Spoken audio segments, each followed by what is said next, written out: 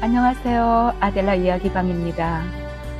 제가 매주 월요일 소소한 이야기를 들고 나오려 해요.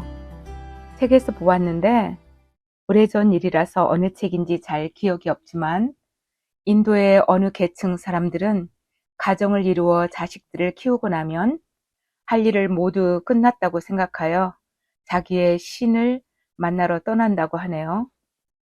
죽을 준비를 하러 간다는 말이죠. 제가 70살이 되어가고 있어요.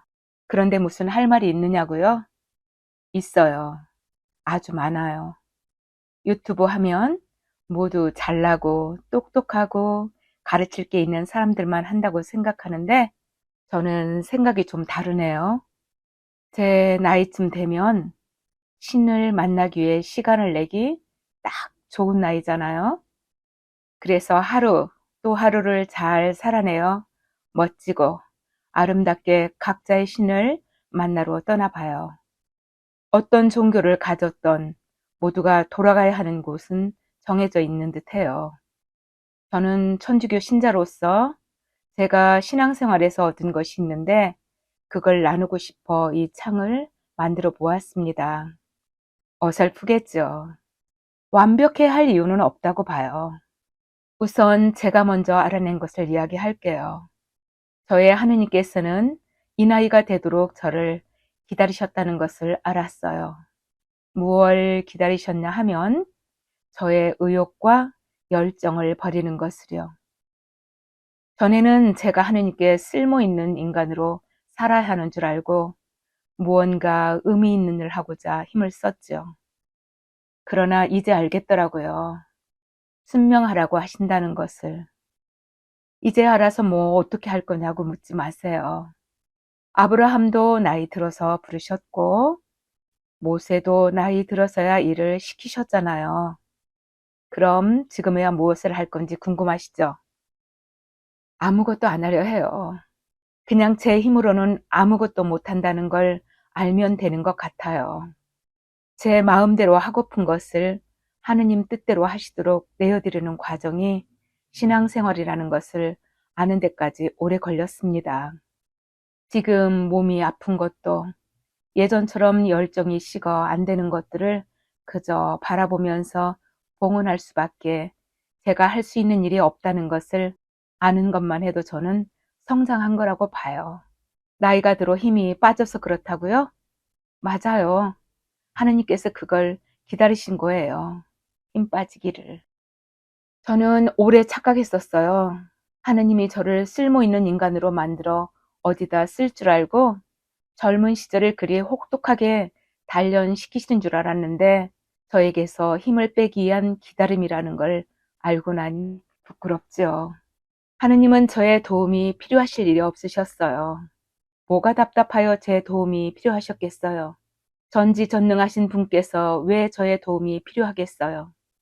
그저 하느님은 저를 온전히 당신 자식으로 성장시켜 하느님 나라에 오기를 원하시는 것 외에 다른 이유가 없으셨다는 겁니다. 저는 이것을 알았다는 것만도 신앙적 승리로 보네요. 지난 12월 성당에서 성탄 성가 경연대가 있었습니다. 우리 반은 몇 번을 걸쳐 연습을 하게 되었죠. 반장님의 의도와는 달리 반원들의 나이와 시간상 잘 연습이 되질 않았습니다. 물론 저 또한 연습 시간 다 참석하지 못했습니다. 마지막 연습 때였습니다. 연습을 하는 도중 한 형제님이 이 노래는 조용하게 불러야 하는데 너무 소리가 크고 정신이 없으니 허밍으로 하자고 하셨죠.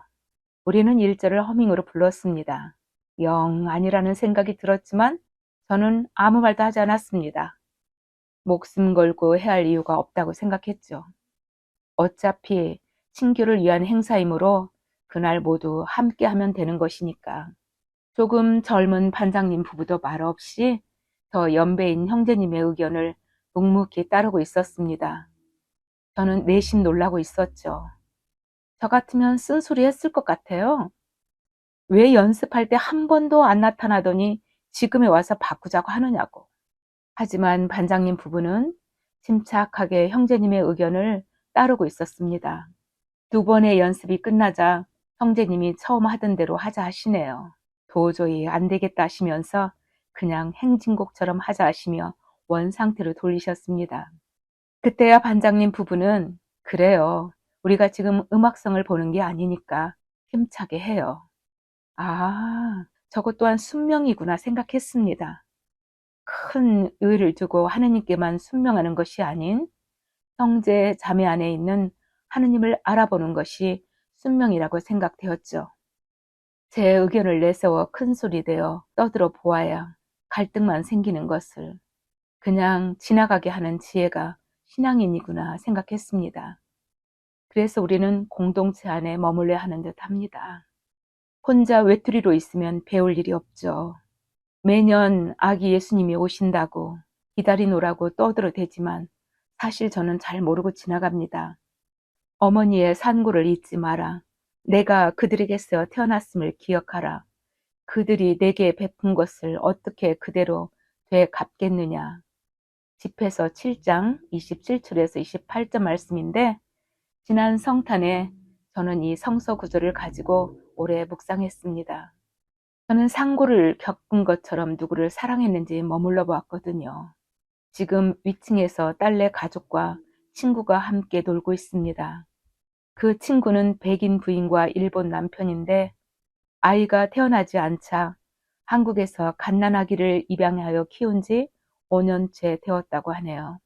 딸은 그 부부가 참으로 보기에 아름답게 살아간다며 자주 자리를 함께하고 있습니다. 아기가 한국 아이였기에 아기 때문에 한국 문화에 대한 이야기를 하며 한국말을 배우려 하는 그들의 부부를 존경한다 합니다. 저는 그 젊은 부부가 상고를 겪어낸 사랑이라고 믿어요. 참 사랑은 누가 보아도 알아볼 수 있는가 봅니다. 여러분, 살아있는 이 시간 마음껏 서로 사랑하는 법을 함께 배워봐요. 오늘은 여기까지 준비했습니다. 다음 월요일에 만나요. 감사합니다.